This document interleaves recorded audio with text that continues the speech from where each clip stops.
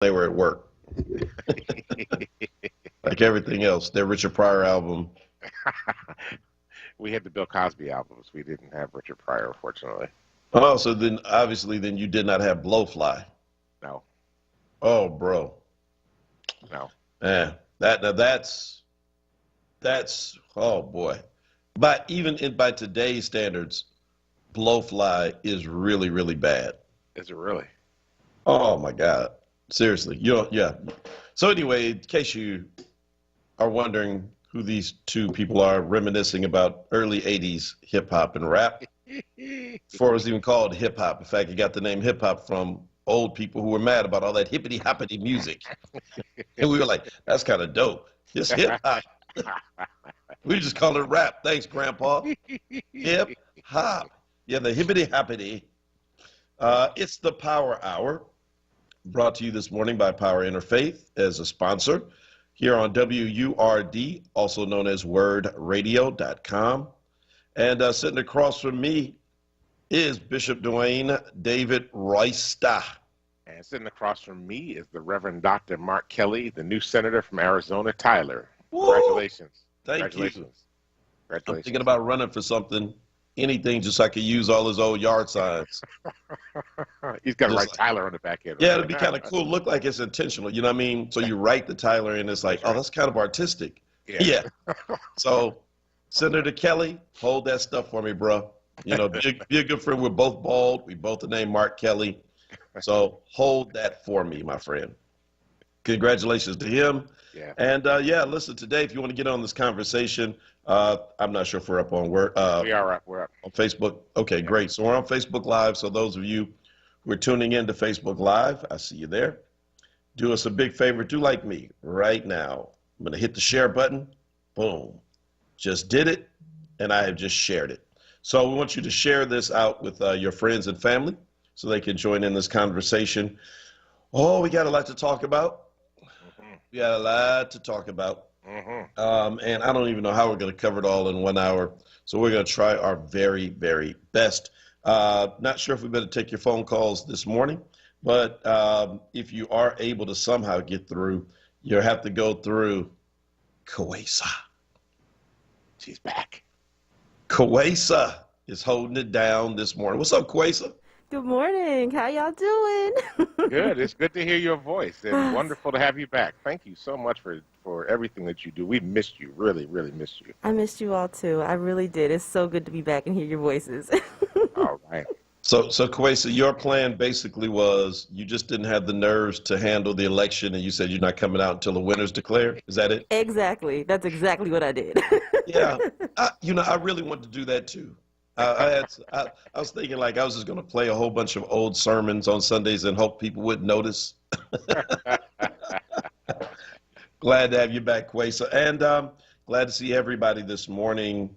Man, Hoboken Mendez is getting a lot of love on Facebook this morning. He always hits us with the Buenos Dias, but this morning folk are really feeling happy because, I mean, they're all shouting him back this morning. Shirley, Sheila, I mean, everybody, Larry, Robert. What's up, folks? Raphael is in. Gary is in, and you are here. So let's state the obvious first. Joe Biden has been declared president of these here United States, making him the 46th president of this country.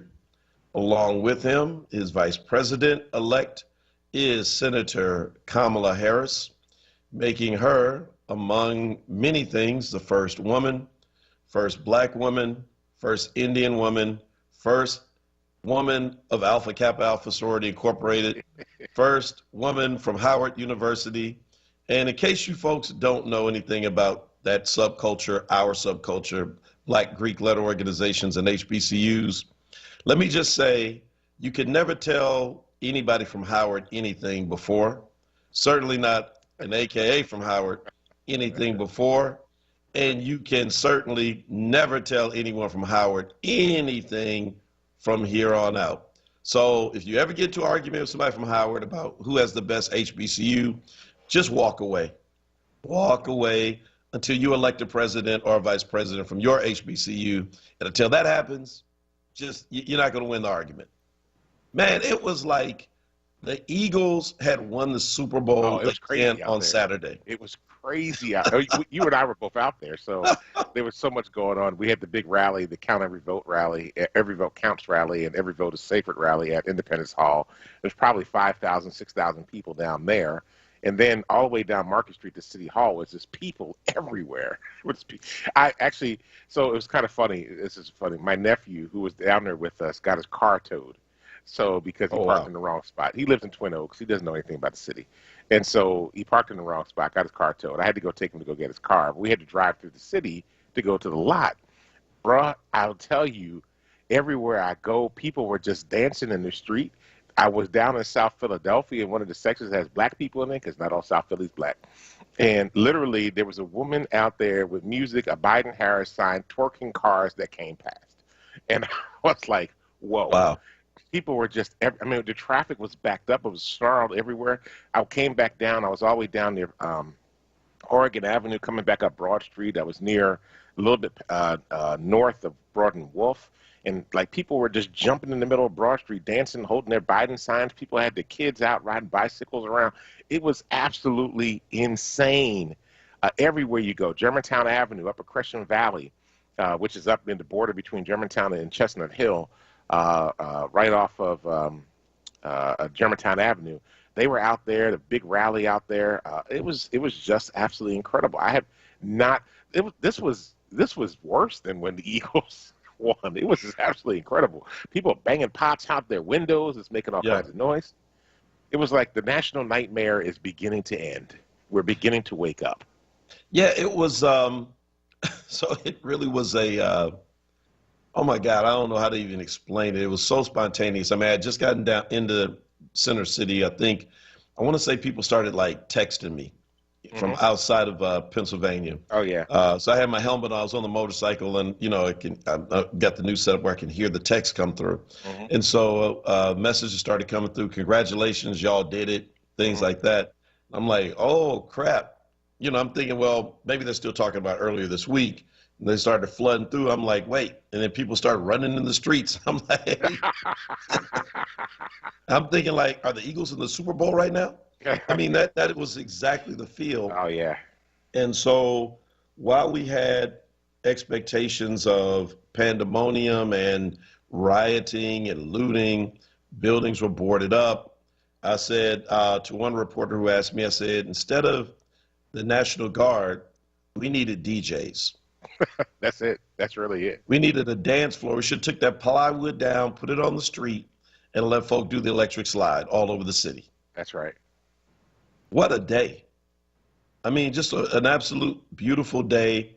And one cautionary note, I should say, is that it was like the scene at the end of the first Star Wars movie when they blew up the Death Star, and Hmm. everybody was like, Oh, the dancing. it was dancing.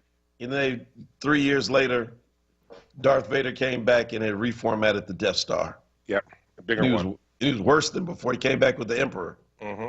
And so the Empire always strikes back. Absolutely.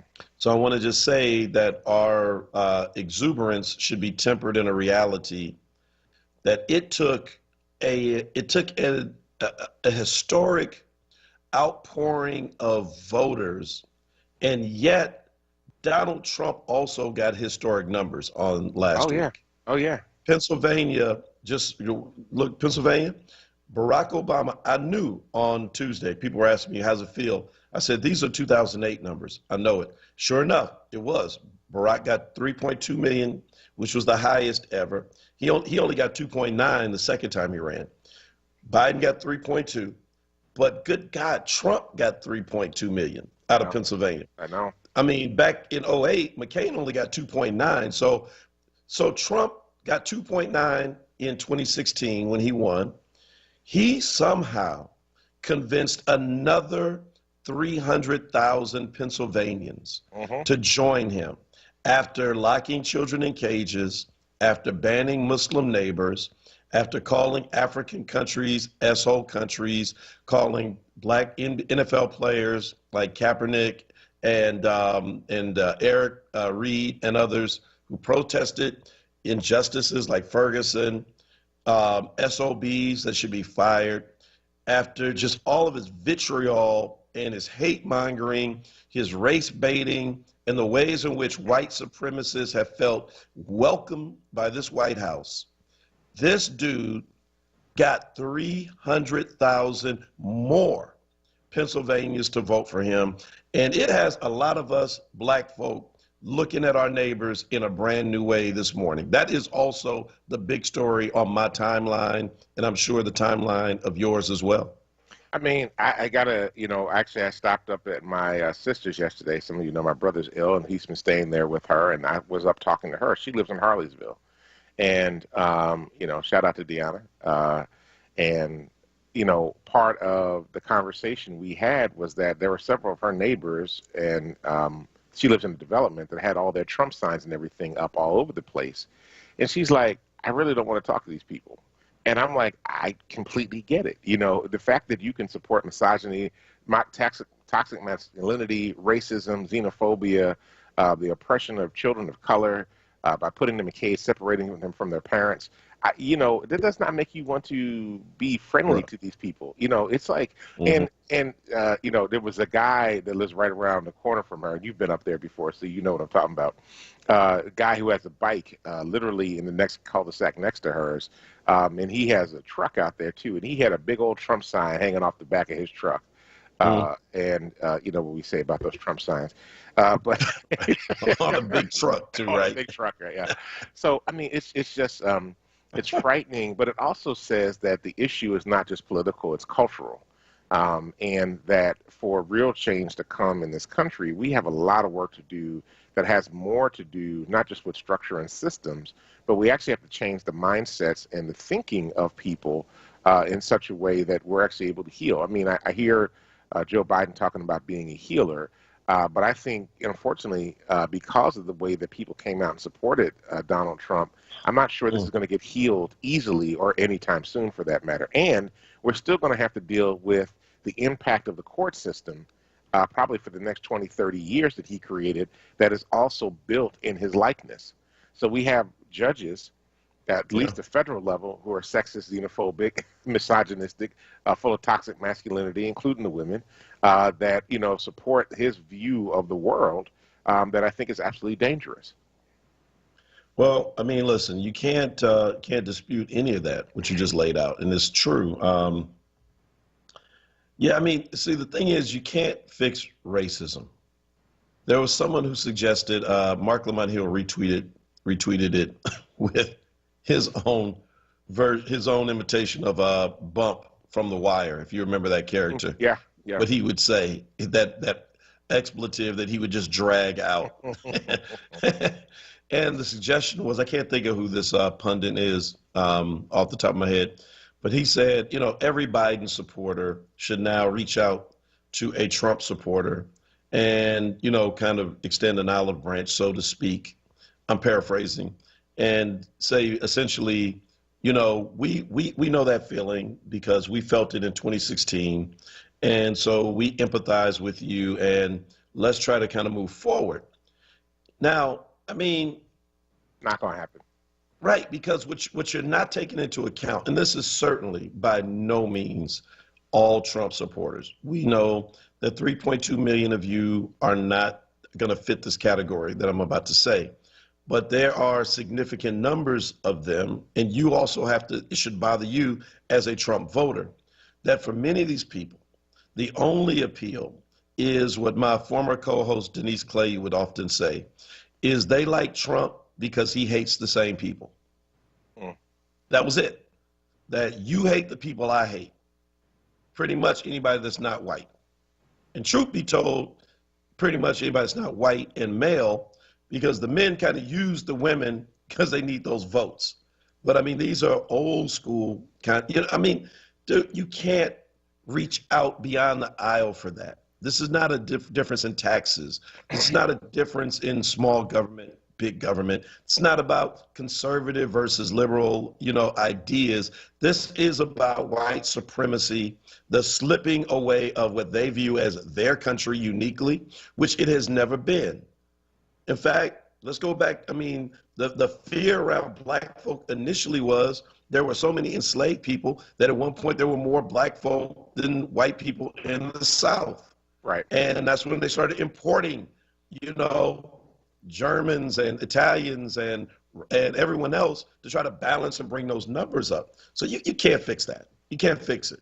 So let me just say to that, there is a concern. Saturday in Harrisburg, 2,000 guys with guns and rifles showed up at the state capitol. So on one side of the Capitol, there was a protest going on, make sure count every vote, pro-democracy protests. And then these guys show up with their long rifles and their assault weapons. And the police have to separate the two and force the Trumpers to go to the other side of the Capitol building where they could do their thing. They felt no compulsion about, being concerned about the fact that they are walking around with loaded guns, loaded rifles, loaded assault weapons. And, we had a situation in Philly in the shortly after the election where the guy from Virginia, the QAnon guy from Virginia, rode up here and wound up getting arrested. He had rifles in his car. He was prepared to stop the vote count. We've had other situations across the country where similar things are happening. There was a big clash in Oregon. I just think we also need to keep alert in this moment. Not that I'm trying to be an alarmist, but we just need to be aware of who's around us and what's going on at the same time, and be prepared that Trump is not going to go quietly. He's already said that. Giuliani was at the Four Seasons and did the Four Seasons landscaping. We should be clarified that it was not the Four Seasons Hotel. It was Four Seasons landscaping shop where he did his press conference and told folk that they were going to continue to pursue. They will be initiating actions in the Supreme Court today. Justice Alito did intervene in Pennsylvania last week. The Associate Supreme Court Justice Alito did enter into the PA fray last week, which continues to leave a door open for action on the part of the Trump campaign to do something here in the state of Pennsylvania. And I don't know. I think, Trump's been kind of quiet. So I think he and his people are really thinking about how they're going to handle this and what they're going to do. So we just be aware. It's over. He can't. He ain't got enough votes. It's over. I hear you on that. It doesn't mean we know that the count is done, but that doesn't mean he knows it's done. It doesn't matter. The Electoral College, it does not matter. He will never concede, and he will never stop fighting this legally. It doesn't matter because whether he has the mental capacity to accept it or not is irrelevant because the Electoral College will cast their votes. He will not be inaugurated as the president in January. I get that. I get that. Yeah. But I'm talking about the fact that his minions are still prepared to do what they have to do. That's the problem that we have. Yeah, well, and that's what they were going to plan. I mean, that's what they had in their mind all along.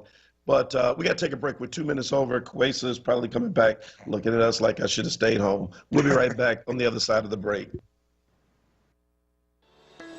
Seniors, does your doctor regularly reach out to check on you? Can you walk into your doctor's office and see them if you need to? Do you have your doctor's cell phone number and can you call them anytime, day or night? At Dedicated Senior Medical Center, their only specialty is caring for seniors. Dedicated makes it easy to get the primary care you deserve. Doctors spend more time with patients than the doctors you may be used to. They offer telehealth visits, help you get your medications, and even make sure you get to your appointments. If your doctor isn't treating you like family, it's time to say yes to Dedicated Senior Medical Center. Call Dedicated Senior Medical Center today to schedule a visit and find out what you're missing. Call 267-443-1900. That's 267-443-1900. Appointments are available now.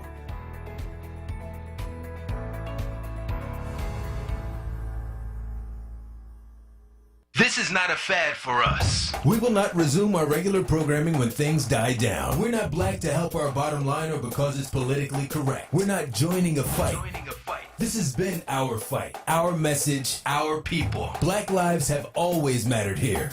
We are undeniably, indefatigably, unapologetically, permanently Black Talk Media. WURD.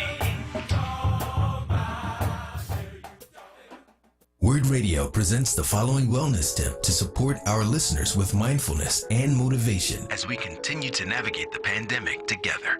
Hi, this is Halana, your resident health and wellness coach, with tips to help you stay well. Many of us have heard this term before, but may not know what it really means. Compassionate living brings mindfulness and peace to the center of your daily life. Compassionate living can look like this. Number 1, be gentle with yourself and those around you. Number 2, choose to speak kindly to others, even when you're upset.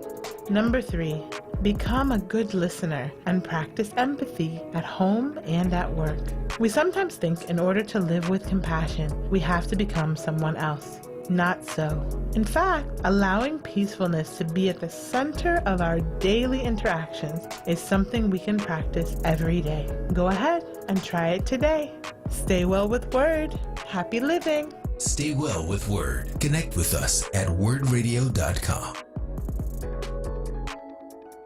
Are you looking for a rewarding position and sign-on bonus for caregivers? Or are you a senior looking for a caring home care agency that actually cares about you? Abington Care is here to serve you. At Abington Caregivers, you come first. Call them today at 215-600-3434 for all your home care needs. They service Philadelphia, Bucks, and Montgomery County. 215-600-3434. Abington Cares.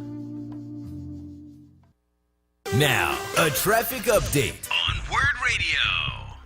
Good morning. Pretty good ride here in Philadelphia so far this morning. Not bad. Southbound 95. Copping down through Bridge. Little volume through that construction zone again. Light Allegheny through Girard. Northbound moving fine. Vine Expressway through Center City. Pretty good shape. Schuylkill Expressway westbound. Somali picks up University through south through that work zone. Eastbound side not bad. Blue Route 476 northbound. Right near Norristown. Exit 18. An accident there now being worked on. 4255 in New Jersey. Looking good so far. For more traffic information, log on to sigalert.com. Jim Bachman with your Philadelphia area traffic.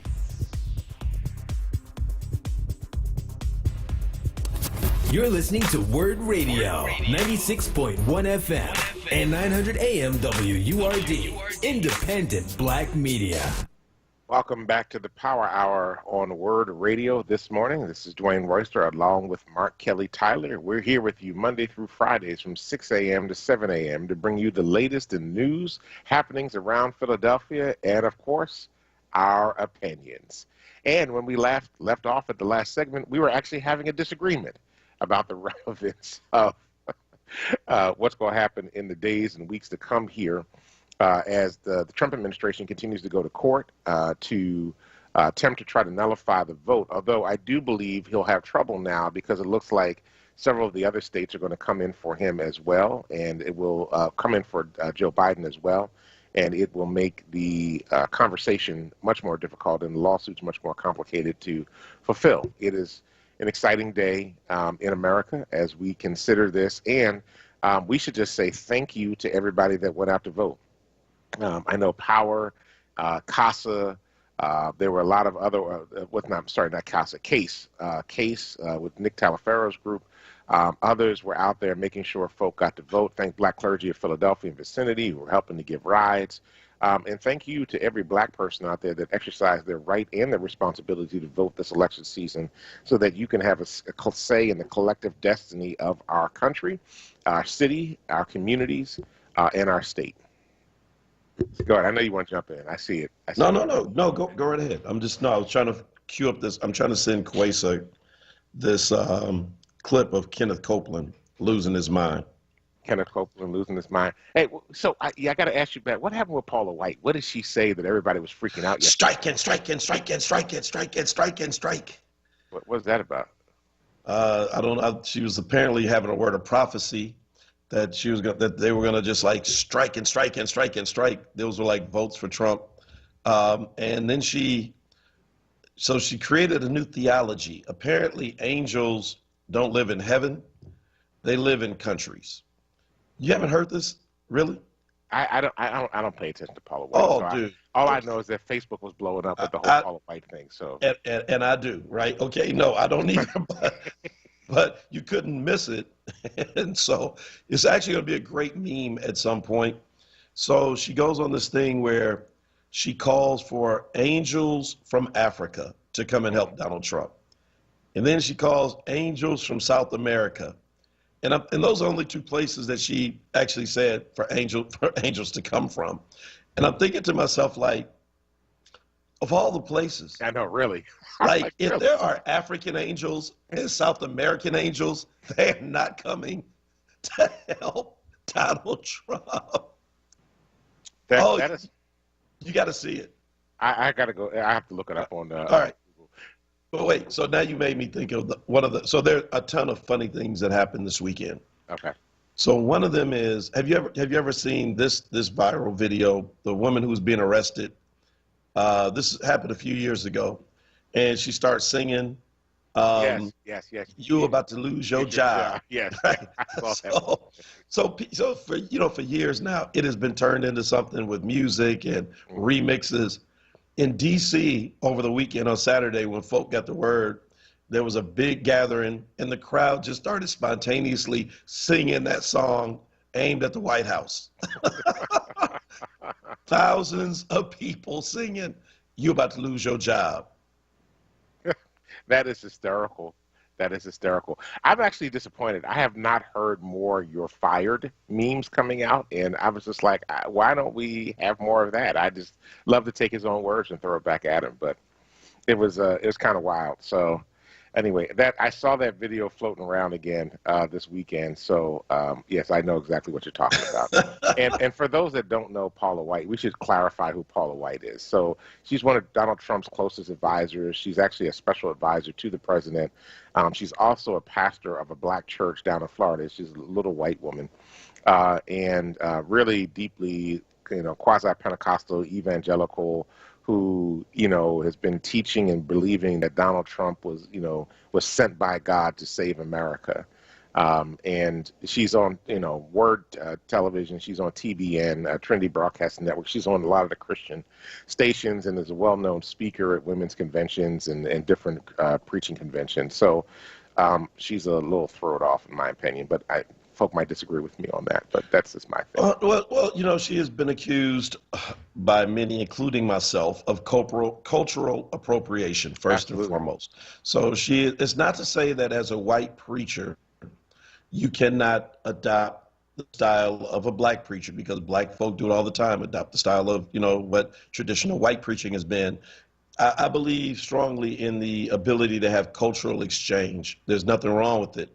But there is something wrong, I think, with cultural appropriation. So you want to take the form of blackness, you want to take the style of blackness, and yet you want to also prop up white supremacy at the same time. Right. That is cultural appropriation. You can't, roll around here acting like, you're like deep out of the black church experience and run around here caping for Donald Trump. I mean, it is just, the two don't work together. And so I think that's why people have had a real problem with her since he was inaugurated. And this latest thing, Quasa, maybe you can find it, it's like maybe a minute. The funniest thing is when she's preaching, there's a guy walking behind her in the pulpit, back and forth, pacing. I think he's got a Bible in one hand and his jacket thrown over his arm.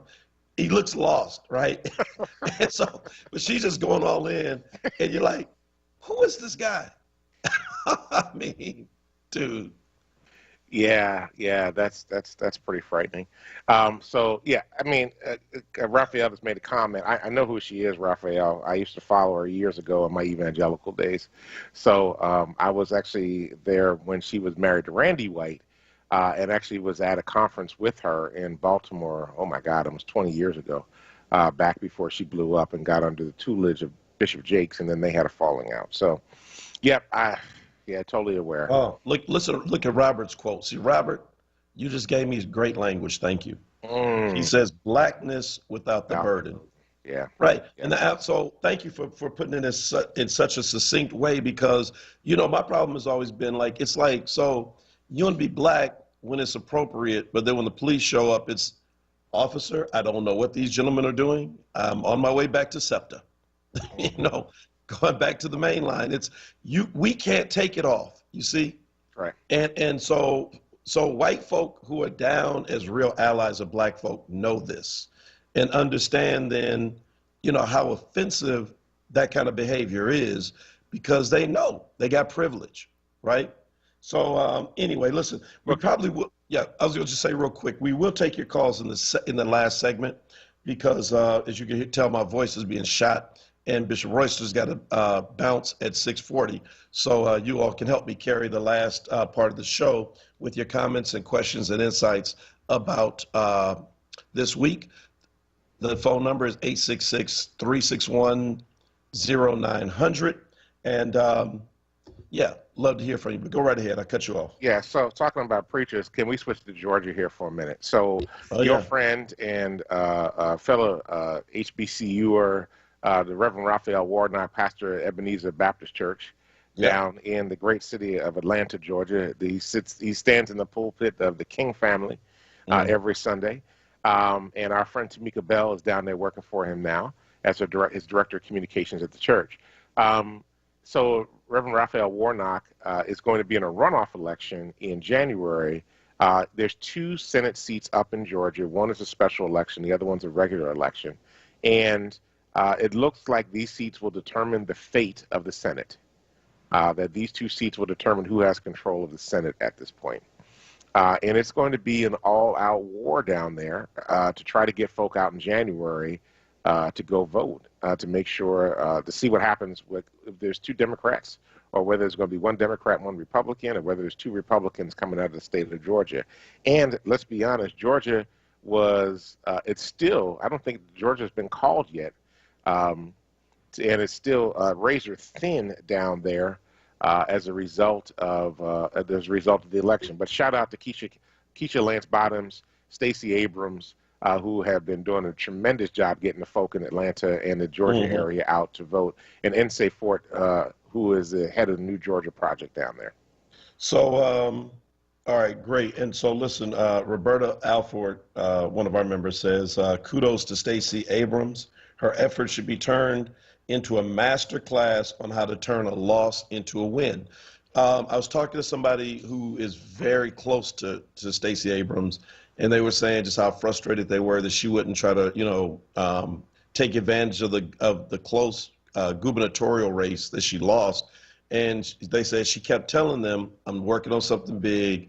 I can't get distracted. And I know right now you don't understand it. People are mad because I'm not trying to raise my profile outside of Georgia. Right. But she knew what she was doing, and she registered all those voters. Now, in Georgia, the Republican candidates are not going to benefit from a bump by having Trump in the race. Right. And so for them, I got a feeling this is going to be the inverse. Typically, Democrats don't do well in, non-presidential statewide elections. But this time, listen, folk are fired up. You got a chance to send the first black man to the Senate from Georgia. Right. And so Osef is going to benefit from Raphael, period. And I just think that it's going to be an entirely different environment. Right now, people are pouring money and resources and ramping up into Georgia. And how ironic would it be if, it comes down to this and they get both seats, and now you have a Senate actually in control of the Democrats with Kamala Harris being the tiebreaker. And you listen, here's the deepest part to me. You have 2 former senators as the president and vice president, and nobody knows how to work the rules of the Senate like Joe Biden. Well, I mean, and Kamala Harris she was. I'm just saying. Yeah, I mean, But I mean, so the 2 of them holding control of the Senate, knowing exactly what to push, what not to push, know where the votes are. I mean, Barack Obama, a part of the problem for him was a little bit being naive. He hadn't been in there long enough, and Biden was with him, but still, it's not the same. But when you are the principal now, and you've got 40 some odd years experience, you're revered in that institution and in that house, it is going to change everything about how things happen now if those 2 seats can flip. And I don't see it going any other way at this point other than those 2 seats falling to the Democrats. It's going to really be something. Yeah, I just imagine, the election will occur before the inauguration happens, right? So I could actually see Trump just being pissy and going to Georgia and hanging out. He ain't going. Listen, Trump, this is also the problem for the Republicans. And I hope they have this problem until January 6th. that because he is in his head and he is all, he's so angry about feeling like they let him down, why would he go to Georgia that didn't vote for him? I hear you. I don't think, but he's a spoiler. He's a spoiler, though, right? But he's also spoiled. Yeah, that's exactly right. But he's in his feelings, and he just wants to mess stuff up for Biden, right? Biden beat him. He's going to do whatever he can to mess up Biden's story and mess up Biden's ability to lead the country. We know he's not going to shut up when he leaves office. He's going to be making comments all the time. Normally, most presidents, when they leave office, at least for the first few years, are very quiet. They don't really say much anything. They write their memoirs. They work on getting their libraries built, and they go from there. Trump, from day one, is going to have a running commentary going on every single day. Now, the only thing that's going to happen is that he's got special protection with Twitter right now because he's the president of the United States. The day after the inauguration, he loses that. I hope they close his account. All right. Well, look, I know you got to roll, but I want you to be blessed before you go. So, Kwesa, give him something from. Is she a bishop now, Paula White? Is she a bishop? I don't think so. I'm a Reverend Dr. Paula White with Angels from Africa. Go ahead, Kwesa.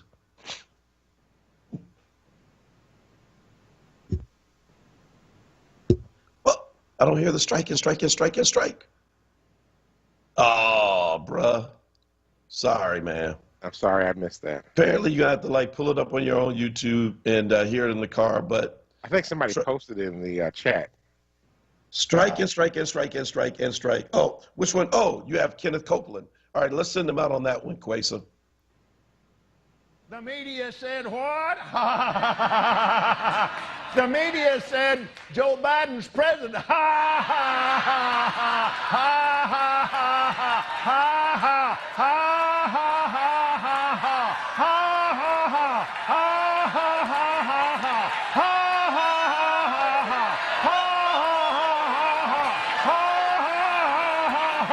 Okay. Sounds like he was a little hysterical there. I mean, just losing it. I thought he was about to have a nervous breakdown. Mind you, he is in a church where everybody is jammed in together yesterday. Not one single person has a mask.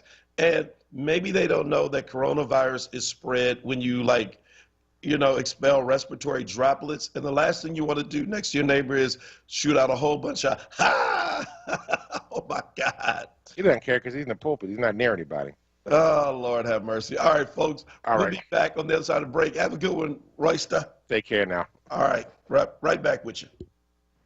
Listen to Laborers Live. We created the weekend. We created the 40-hour work week. We just want enough to feed our family, be able to send our children to college, and let our next generation do better than we did. To people that might have forgot how important unionism is in a country like the United States. People now infringing on our 8-hour workday, trying to work people more than 8 hours without overtime, trying to work people without benefits. In the long run, everybody's getting a fat paycheck except the worker. So this is really a wake-up call for America. The struggle is continuous. Tune in to Laborers Live every Friday from 4 to 5 p.m. Sponsored by LESIT, the Laborers Employers Cooperation Education Trust of the Laborers District Council of Philadelphia and vicinity. Local 332, Sam Staton Jr. Business Manager. Local 57, Esteban Vera Business Manager. Local 135, Dan Woodall Jr. Business Manager. Local 413, James Harper Jr. Business Manager. The Laborers District Council, Ryan Boyer Business Manager, and Tony Staton, Executive Director of LESIT. Do you want to help kids in foster care? CASA Youth Advocates is seeking volunteers of color to advocate for the youth they serve. 50% of kids in the Delaware and Chester County foster care system are children of color, yet only 9% of CASA Youth Advocate volunteers are people of color. Children in foster care greatly benefit from advocates who look like and can relate to them. They desperately need more volunteers of color. Visit delcocasa.org for more info. That's www.delcocasa.org.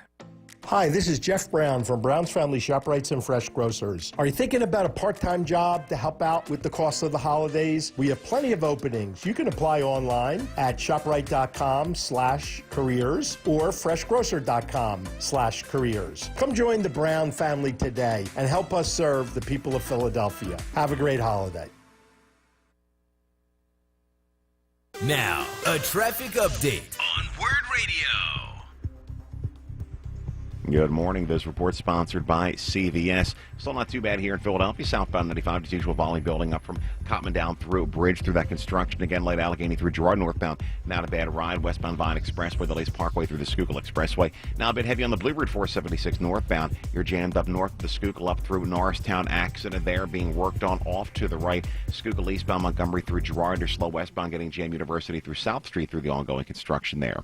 CVS pharmacists have a proprietary search tool that analyzes ways to help lower your prescription costs. Come in or call today to get a free prescription savings review at CVS. Savings vary. Not all patients eligible for savings. Ask pharmacists for details. For more traffic information, log on to sigalert.com. Jim Bachman with your Philadelphia area traffic.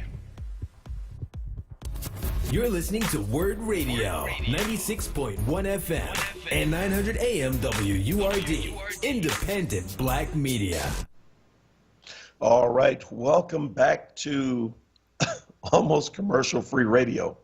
Seems very strange not having, 40 minutes of commercial and 5 minutes of talk. But also, hey, thank you all. Shout out to Latosha Brown in Georgia as well. A lot of credit going to Stacey Abrams, but Stacey was not alone. A lot of people who were helping, and she was also one of them. I'm telling you, this is going to be something. I'm expecting that Democrats have the momentum. They now know they can win in Georgia. Trump is not going to be at the top of the ticket. There's got to be a sense of being deflated if you're Republicans. And if you're talking about who really has the energy on their side, I just really think the favor is in the part of the Democrats. If they can pull those cities out again, pull out black rural voters, this is going to be something. So listen, Tim is on from South Philly. Tim called earlier, asked him to call back. Good morning, my brother. How are you reading this historic moment? Hey, man, it's a moment, man, that will be remembered in time. And I like Biden's speech, but before that, I think about the congressman who saved him in South Carolina, and Philadelphia and Pennsylvania brought him over the hill. And he made a statement in his speech about, black people, you had my back, I got yours. I will never forget that. Now, what's on the agenda for us to be helped, like he included other people, other races, is made to be seen. But I think it's like with him and Coleman, I think we're going to be okay, Rev. And you know what? I'm looking at Donald Trump and the attorney who came here, the crazy man from New York. And I said to myself, they're going to go around to the different states, and they're going to come up with some type of lie that it was cheating going on. And I said to myself, they think that's going to stick to the Supreme Court. Is the Supreme Court going to really allow them to curtail a man who's been elected by the electric? I want your answer on that. I mean, will it stick the lies that they're going to make, Giuliani? Well, all right. So I appreciate that, Tim, and thanks for helping me out with the call. Appreciate it. So, I mean, listen, you heard Bishop Royster and myself going back and forth on that. And my take is this, that, if you have to go to the courts and if your only strategy is that you want to challenge votes, maybe if there's only one state and if it's razor thin, but in Pennsylvania, I think Biden is now up by like 40,000. Most of the votes are in. I think there are 54,000 outstanding votes in the state. So it's actually a wider margin now than it was with Hillary Clinton. Arizona, Nevada, Georgia, what do? Do you contest Michigan and Wisconsin? He doesn't have enough. You take Pennsylvania off and he still wins if you get Nevada and Arizona. You take one of those off, he still wins with one of those and with Georgia. So it's, at this point, from everything that we keep hearing, the strategy by Giuliani and others is not about really trying to win, that it ultimately is really about them trying to get him to be okay with the fact that he did not win, that this is their way, the long road of getting him to acceptance. Someone said on here the other day that you got to look at the stages of grief. And one of those stages is denial, right? And you got to go through bargaining and anger and depression, all of this before you get to acceptance. He doesn't accept it. And he is a long way from accepting it because he is probably the most entitled white man that we have ever seen in this position, born into a millionaire's family, spoiled as one of the youngest. No one has ever told him that he is wrong. In business, this is how he has operated. He throws tantrums, takes banks and holds them hostage in court, just sues and sues and sues. Eventually, people get tired of him. And what do? They just give him what they want, what he wants. It's like, you know what? Who cares? Just write off the, $500 million. It's not worth it. He's dragging us down. This is different. And the American people are not, we're not a bank. Well, some politicians think we are. And so it's like, what are your choices? Like somehow the Electoral College is just going to say at the end of the day, oh, we can't take it. Trump is he's just such a bad loser and his tweets won't go away and just let him have the presidency 4 more years. No, it's not going to happen. I mean, Giuliani's out there talking about votes from Mars yesterday. What's wrong with him? Used to have respect for him. Well, first, I didn't have respect for him. And then I had respect for him after 9/11. And now it's back to not having respect for him. And in fact, it's far worse than the first time I had no respect for him. So Bernita says, no one is going to entertain his nonsense after Saturday, period. I agree. Why do we need to? We don't have to. People are ignoring him. Ted Cruz is out there caping for him, Lindsey Graham. But you know what? At a certain point, Mitch McConnell is going to say, hello, Joe Biden, congratulations. And it's done. Once Mitch McConnell gives him that call, the floodgates open, all the other Republicans call, and they come and kiss the ring, and it's over. So, again, he's in denial. He's out playing golf Saturday when he got word. Jeez. Trump. We didn't talk about black men. First of all, Trump said 3-4 years ago that he was going to win in a landslide with black voters. Black voters. That's what he said. Didn't happen. Now, there was definitely movement from black male voters to Trump. I know Raphael's got the number. Somebody posted in the chat for me. What was the percentage? Do you know, Kwesa? Does anyone know the percentage of black voters? I've seen black male voters who voted for Trump. I think I've seen 18%. I think it was 18% also, so I'm going to just do a quick source check here, but I saw 18% also. All right, great. So 18%. So the question is, and Kwesa, since your mic is open, was it the phenomenon of Donald Trump, or is it that these black men have been persuaded to the platform of the Republican Party? Which one is it? Ooh, that's a tough one. I don't really know. I don't think that Donald Trump necessarily swayed them to come. I think that they were swayed by the party, but I don't know. That's a really good question. Well, all right, I know who knows the answer. Elder Melanie DeBose, my co-director for Power Live Free, who is on the phone. Only a good preacher will help bail a preacher out when their voice is failing, because she knows. Elder Melanie DeBose, pastor of Evangel Chapel in North Philly. Good morning. What's up? Good morning, and giving honor to God. Thank the Lord for my life, health, and strength. And happy new President's Day. Amen. You call this new President's Day? Yeah. I will be calling it that from here on out. But we're so grateful for this shift. We feel it all over the country. A couple of things I want to say, and I'll try to answer your question. But, this man, Trump, has been an embarrassment to America and to blacks everywhere on the entire world stage.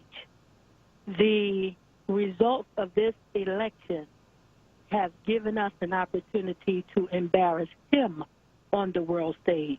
So while you and Bishop were talking about the possibility of his being on the golf course strategizing, no, he's on the golf course on his back, kicking up his hands and feet, having a whole tantrum. And the tantrum has been sounded out by the likes of our special Paula White and our special Kenneth Copeland and those who have not, said anything that we've caught on the airwaves. But they're having a major tantrum because he thought, and many of them thought, that he was the second coming. But we serve a jealous God. And I believe the jealous God announced in this election that enough is enough. The other thing I wanted to say is we could not get Mr. Trump to articulate the reality that Black lives matter. But I want to tell you all one thing for certain and two things for sure. He knows now that Black lives matter. We matter, and especially when we vote. So we're so grateful for the outcome. I was excited. Y'all were dancing in the streets, and I was dancing in the safety of my own home. But we were dancing anyway. I played that record all day on Saturday. And like you, I was getting calls from all over the nation. What are y'all doing in Philly? What's going on? I was like, listen, slow and steady is going to win this race. That's your favorite. That's your famous phrase. Hey, listen, we're almost at the end of the show, but real quick, how poetic is it that it had to come down to Philly?